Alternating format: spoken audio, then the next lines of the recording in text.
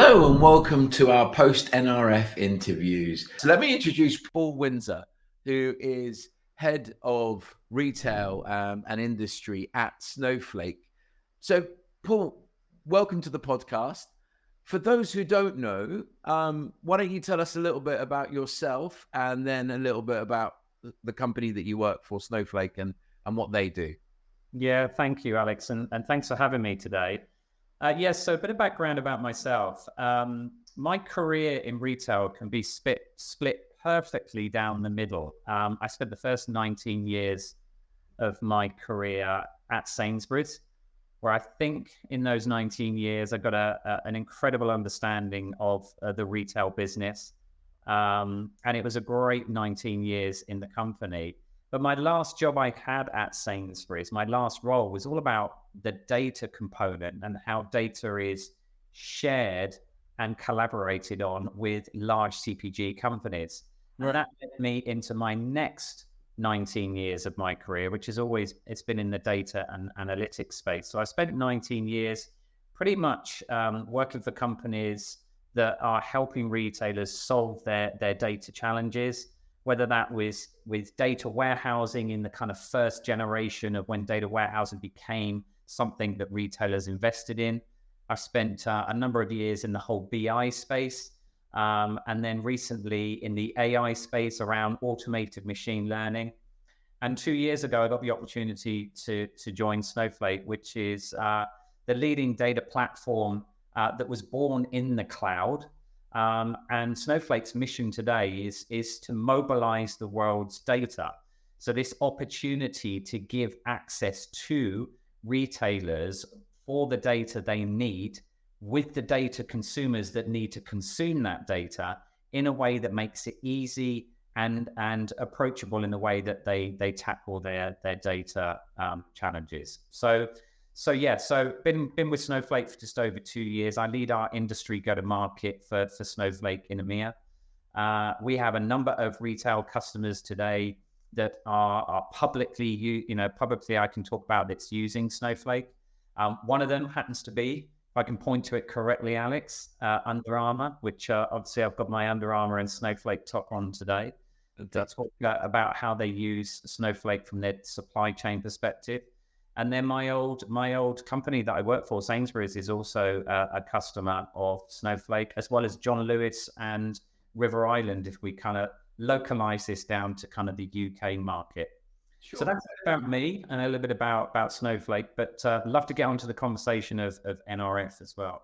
Yeah, so I just want to, this is in the spirit of, what my audience is thinking, because every talk at NRF that had anything with AI in the title, irrespective of what technology vendor or partner it was from, you can imagine all of the major players had AI in their title. Everyone was super interested. So I just want to be, cut to the chase. And in my mind, and I'd love your opinion on this, how much of AI that we talk about is true AI as opposed to machine learning plus, right? So for those who are data specialists, they'll be like, well, that's just, that's machine learning. We've been doing that for years. That has nothing to do with AI or generative AI.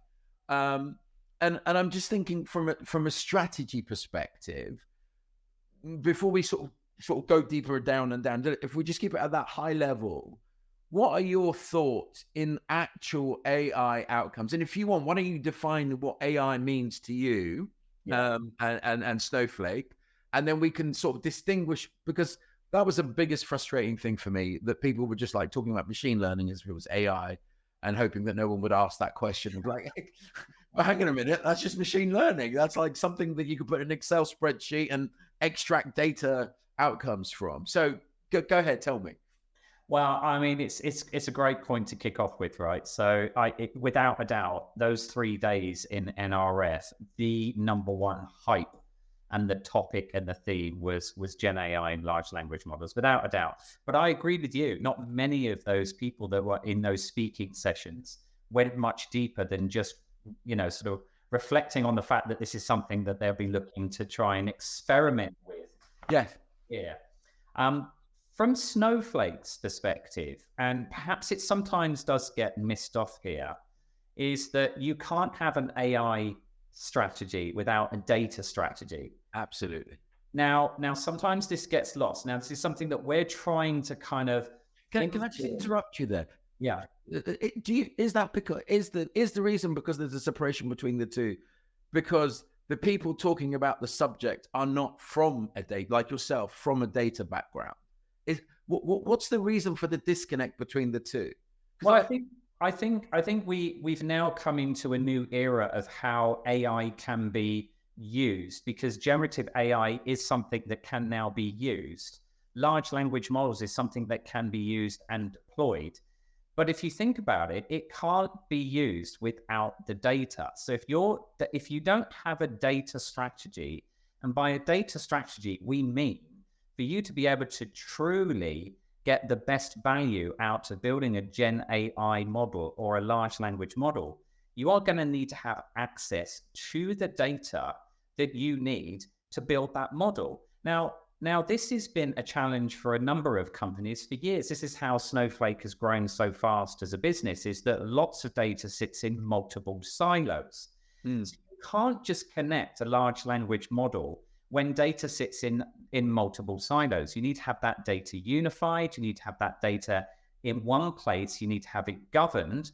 And also, Alex, what's really important here is you need to have the kind of framework behind it, so that when you start to build these large language models, it's contained inside your own platform for security purposes. But the first thing that any company needs to do, when we start to hear from our customers that are keen to hear about Gen AI and large language models, we always ask the question, where are you in terms of your data strategy? Do you have the data today ready to start to take advantage of those large language models and Gen AI? And I don't believe I heard that in NRF. I heard exciting, I heard market signals, increase the efficiency of the supply chain, but I didn't hear anything about the fact that first and foremost, you need to have a really good unified data strategy. So I'm not going crazy thinking that, right? No, not at all. So that is like, there was, because I was thinking, but just maybe there's an LLM that you've not thought about, Ali, that's actually magically presenting the data into these platforms. No. Because all the platform providers, that's their, come with us on the journey and we'll take care of it. But I'm thinking, if your data is not ready, and as we know, most of the industry is not ready, because everything sits in silos. So let's just talk about the if you like, the silos and breaking that down as well. So does my finance data need to sit, like, how do I manage that? My finance data, marketing data, my ERP data. Yeah. Where do I start with my silos within my business, or my systems, to be fair? Yeah, well, this is one of the key strategies that Snowflake is helping to solve for our retail customers. Of course, you have the source systems where the data actually is generated and curated, but that's not where you would take advantage of building large language models, Gen AI, machine learning models, analyzing that data to understand business performance, looking at past historical sales, etc. We all know that that's just where the data is sourced and generated from. You need to bring that into a platform, which is where the data can be consumed. So where Snowflake's been helping retailers for a number of years is to bring exactly those functional data sets that you just mentioned here. You need to have your finance data alongside your marketing data, alongside your supply chain data. If you're thinking about running a campaign that is a promotional campaign to your consumers, you need to understand their behavior. So that's all of the customer data residing in the same platform as your inventory data, because if you're going to be promoting stock, you need to understand if you actually have the stock available to actually promote those brands. And you need to have your finance data available to understand the costs of running these promotions. So bringing all of that data together is an absolute necessity. And this is what we've been helping our retail customers in the first instance. Now, Gen AI and large language models is just taking that onto another level. But again, this is just another capability to start driving those outcomes and those predictions. But the underlying part which unfortunately is not the interesting, exciting part for many people, Alex, is you need to have that governed, unified data platform where you can consume that data from.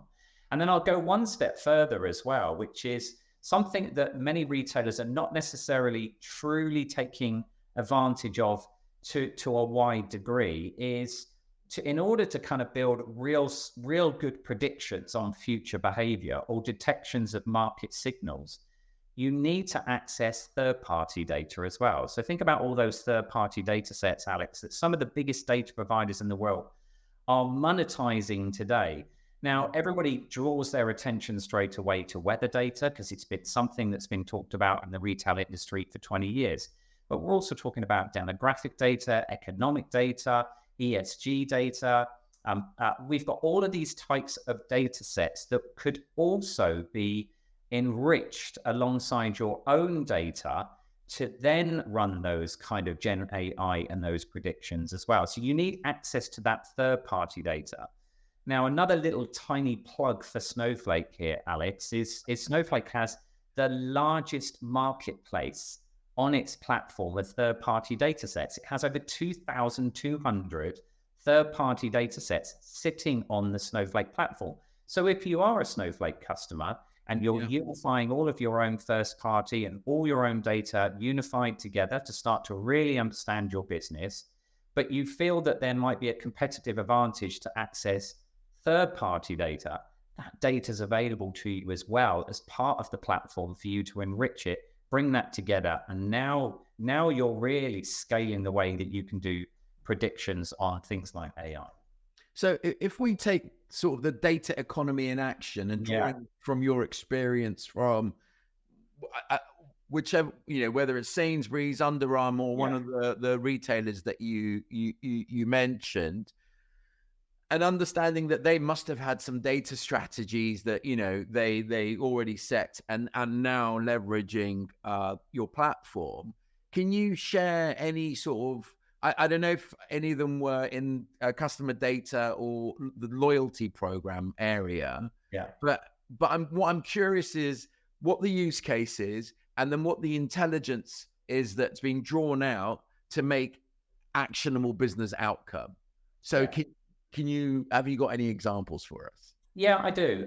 So I think if you look at Snowflake's opportunity to drive success for our retail customers today, the typical conversations that we're having. So we've had those data conversations. You need to unify your data, you need to bring it together, you need to be able to give it seamless access to that data to all your data consumers. That's the first part of a roadmap of a data strategy journey. Bring that data together. We are now having conversations with our retail customers today, which is around, no surprise, Alex, this is no kind of surprises for you, and also what is now a hot theme as well. Customer 360 does not go away, and it continues, and it will never be sold. Customer 360 will never be sold. We know that. But it's about now this opportunity to bring all your data together from a customer perspective. I don't know if you picked up on this at NRF, but one of the sessions I think I went to, and I think it was Sephora and Abercrombie and Fitch, I think, was speaking at that session. And they were talking about, moving now from personalization to individualization. So this idea now, the personalization is, we want to personalize as much as we can our relationship with the consumers. Yeah. Now we're getting down to that level of granularity with the data. The data's all unified together. You've got the capabilities with modeling in AI and this potential around large language models. Can we get to the point where we can start to individualize those relationships with our customers as well? And you can see that happening just here with Sainsbury's. Sainsbury's are now offering 10 products every 7 days to their Nectar card members that is absolutely personalized and individualized to those shopping behavior. Okay. To be able to bring that data together, if you're a Nectar card holder today, every Monday you'll get those 10 new offers that are absolutely individualized and personalized to you. To be able to do that, that's really understanding previous customer shopping behavior and doing that really, really well. And you can see from their results, and they talk very positively about how Nectar pricing is driving revenue from that perspective. So customer 360 is a big factor. Yeah. I've got another two I'd love to just touch on. I'll be Okay. quick.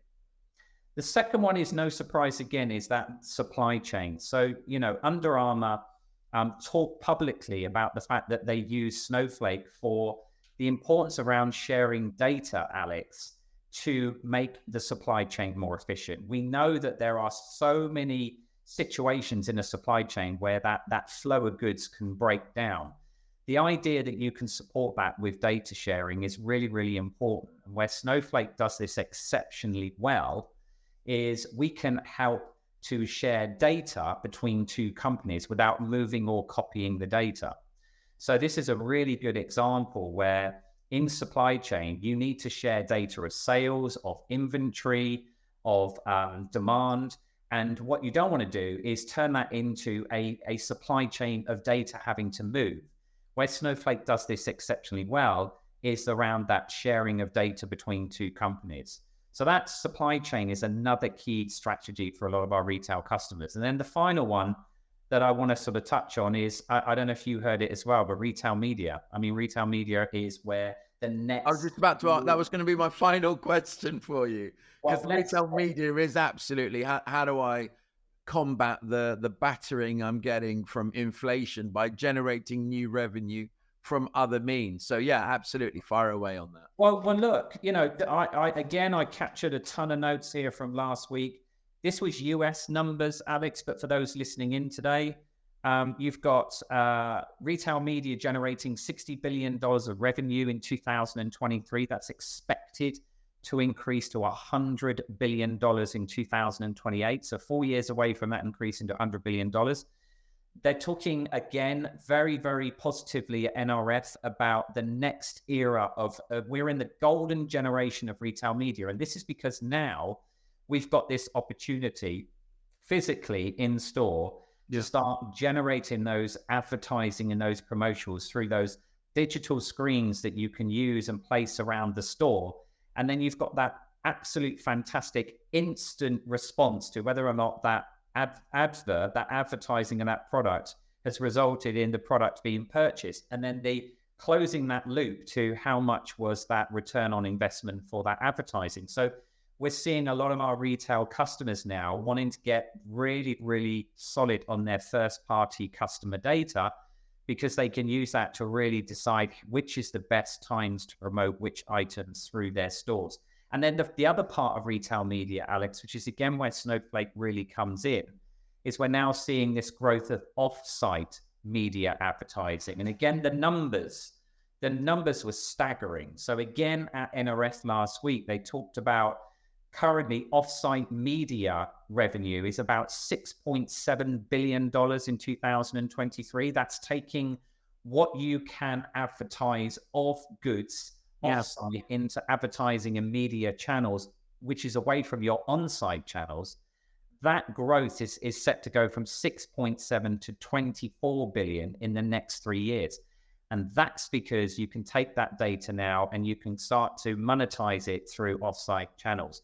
But is that, Paul, just to interrupt you on that, but I see that as, so I get the outcome that, if you're delivering adverts in store, then delivering those adverts off-site somewhere else. Yeah. But again, because I've sort of grown up in this industry, the MarTech stack that you need to develop something like that, I don't know. I don't see it as easy as, I guess the possibility and the numbers are there to say, look, if you can do it, it is, but I don't know, like if I took the UK grocer market, bar two of them, I don't think the others could do that, right? I don't know. You've got experience in the UK market and obviously one of the grocers you're working with. Yeah. But I don't see how they could, because obviously then you're just looking at the integration with sort of expanding that problem of data sets out across other assets that might be owned by other people. Well, it's interesting. The integration part's the really important word that you just reflected on here. So So of course the grocers are leading the charge in terms of the way that they can do this. They can take that marketing budget and they can invest that in offsite channels. But this is where the risk is at right now, is obviously protecting personal identifiable information. It's PII, customer data, your data and my data. And what you don't want to do is, once you've brought that together inside a data platform like Snowflake, and you've actually governed it and you've got it secure, and now you're protecting that data and you're using it for your own insights and your understanding of your customers in your business. But now you're thinking about a media strategy where data needs to actually be shared outside of your platform and with advertisers and media agencies, etc. Now we're into the real era of data clean rooms. Now this is where the conversation may get a little bit more too technical, but for those listening in today, you know, data clean rooms is a fantastic way of being able to share data but not expose the data. It's a beautiful way of sharing data and insights without moving the data. And so we're starting to see capability baked into platforms like Snowflake to allow you to be able to share data without moving or copying or exposing it. And I think that's where we're going to see the platform capability enabling that growth of that retail media, so that advertising can happen offsite, but the data stays governed and secure. So that's where we're talking to most of our customers today. Brilliant, Paul. This was going to be a quick fireside chat, which I think has given the audience a lot of food for thought. Any sort of where do you think we'll be at next year's NRF? Because it's like almost, do you have any views of where this is all going? Will it be AI.2.0 or something? Do you know what? I thought you might ask this question. So when I went 12 months ago. I think you were saying at the start, before we started this podcast, you've been for the last 13 years. Last year, I took away 3 key themes. The first one was how do we help serve the consumers that are dealing with a cost of living crisis and inflationary pressures. So it was very much about dealing with those kind of consumers. The second one was, how do we move from promising to proving that we are delivering an ESG sustainability strategy? And the third one was, how do we optimize our assortment and our prices, again connected to the cost of living crisis that was very much in focus 12 months ago. That felt quite a challenging time and very much immediate. If you look today, the 3 key themes was Gen AI, it was retail media, and the third one was, where did I get the third one? Please don't let me go off here. Oh, the third one was connected consumer, Alex. Yep. It was the 3 that were absolutely focused this time. That felt more optimistic. If you ask me in 12 months' time, I think we may be at the point where the NRF is going to be asking retailers to prove out how they've adopted Gen AI, large language models, how they've been able to get to the point of individualizing those relationships with customers. I think we're going to start to see more proof rather than just concept talking. No, that's wonderful. Paul, thank you so much for giving up your time in the day. And I look forward to seeing what you guys carry on doing to support retailers go through this journey of transformation. Well, listen, really appreciate you inviting me on here, Alex. It's been a pleasure and great. Thanks so much. Thank you.